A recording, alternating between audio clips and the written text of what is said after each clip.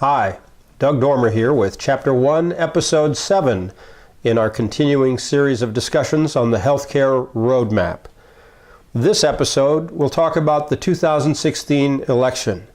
That's because today is November 9th, mid-morning, and already we've received emails and phone calls with either comments or questions about what the effect will be of a Trump presidency, of Republican-controlled Senate and House, and of a likely Republican-leaning Supreme Court. What will the effect be for both the healthcare industry and progress along the roadmap, and for White Pine Systems?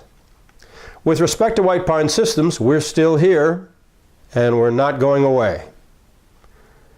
Beyond that, we did not expect the outcome of yesterday's election, but we did contemplate that possibility.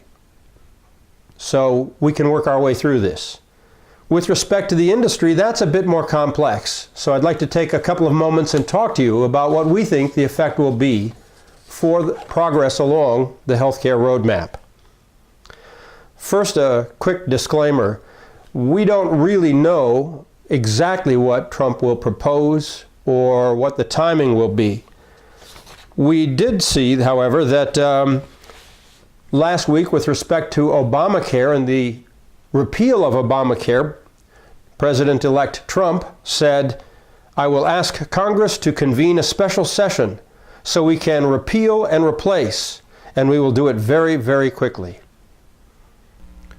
So what does that mean? Well, it could mean a few things. It could mean that 20 million people who now have insurance and therefore access to health care under Obamacare could lose that insurance and that access. It could mean that the present work we're doing, exciting models to shift from fee-for-service to value-based contracting, could halt or be disrupted or reversed, particularly at a time when we're scheduled to see new models go into effect with new incentives beginning in January 2017. It could mean the end of employer and individual mandates, again lowering the pool of those who are covered with insurance. It certainly could see an end to the CMS Innovation Center, which has been doing some amazing work to improve both payment models and service delivery models, particularly across the continuum of physical health, behavioral health, and social supports. It could see a transformation of Medicare to a market-based product where individuals receive cash or tax credits that allow them to purchase insurance either on the open market or through Medicare. On the Medicaid side, it could end the Medicaid expansion to those 19 states which have yet to embrace Medicaid expansion. It could also mean disruption or ending of certain programs under the 31 states that already have Medicaid expansion.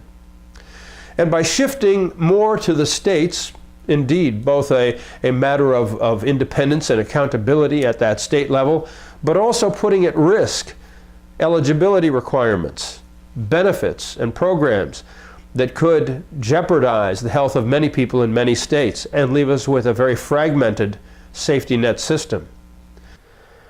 And it may put at risk certain programs like the Michigan State Innovation Model, which earlier this year was awarded $70 million over a 3 or 4 year program to do some amazing things, truly innovative things, may now be at risk.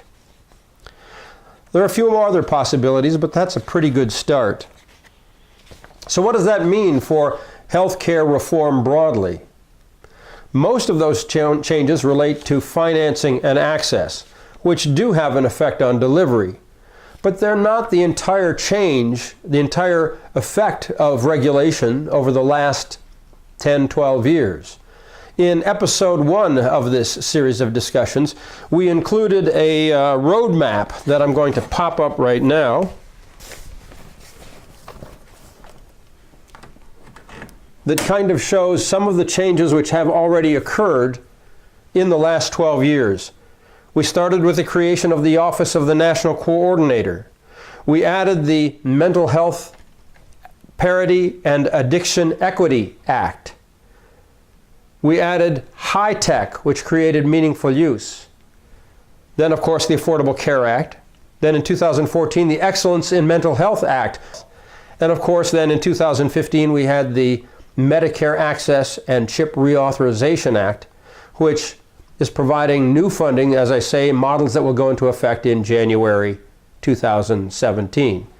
Now, if you want to learn more about these, go to our website at spinphr.com and click on the blog, and you'll find links to this entire first 6 in this video series. But this is an awful lot we've accomplished in the last 8 or 10 years. So the real question is, when we consider will we derail from this roadmap, the real question has to be, does anyone want healthcare to cost more? Does anyone want to limit the effectiveness of healthcare? Does anyone want to limit the overall population health? I don't think the answer to that for any of those is yes. So that whether it's going to be the present model or a variation of the Affordable Care Act or a Republican version of it, I think we can still come back to the quadruple aim. Those measures which we've been talking about in the first 6 episodes that reflect the larger trend along the healthcare roadmap to improve the health of individuals, to improve population health, to lower the cost of healthcare per capita, and to improve clinician satisfaction. As long as those are the driving forces, then the kinds of technology we see with the use of telemedicine, with the use of interoperability, with promoting patient engagement and care collaboration, all of those will remain intact. Indeed, as a company, our value proposition remains intact.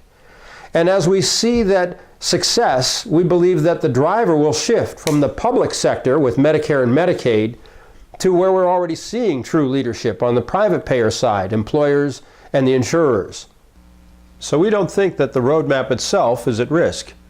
We still believe in the long-term vision, the future state we call the learning health system, that it will come. But for the next period, 6 months, hopefully not more than a year, we definitely see a period of indecision that will make it hard for healthcare providers, indeed for vendors, to be able to make decisions about how to progress along the healthcare roadmap. In the meantime, at White Pine, we're fortunate to have some interesting opportunities, frankly, opportunities that I would not have looked at, probably, had we been able to continue along the road we've been on lately. But I think now that we have both an opportunity and a challenge, we'll need to pull in our horns a little bit and be a little bit careful, and we'll need to shift our focus to services and to some of the opportunities that folks have asked us to consider working with as a means of bridging this gap. So while I'm very discouraged about the effect of the election, I'm not discouraged about the future for health information technology and our progress along the health information roadmap. As for Chapter 2, Show Me the Money, where we were going to discuss financial models, I think we'll have to put that on hold for a bit. So stay tuned. We'll add additional posts as it is appropriate, but it's hard to tell what will happen next. Thanks for stopping by. Take care. Goodbye.